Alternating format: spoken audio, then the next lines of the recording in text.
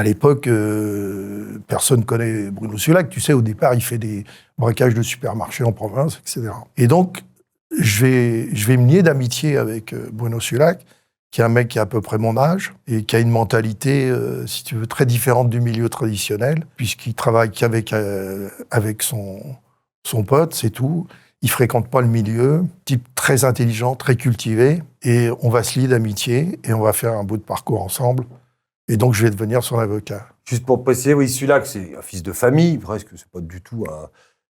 Il n'est pas là par déterminisme social, il a été surtout légionnaire parachutiste. Comme son père. Voilà, c'est un militaire à l'origine, et puis malheureusement, un jour de permission, il oublie de rentrer, il est déclaré déserteur, et ça va l'écœurer, il va partir finalement dans le banditisme, dans la marginalité. Ouais, parce que tu sais que l'anecdote, c'est qu'il ne rentre pas et les autres sautent sur Colvézi. Sur Colvézi, voilà. Donc c'est comme ça que ça démarre. Il loupe le coche. Et il va déserter et il va commencer à braquer des supermarchés pour évoluer après, si tu veux, dans une sphère qui est complètement différente, c'est-à-dire braquage de bijouterie et tout. Et après, ça va devenir du très lourd, très lourd.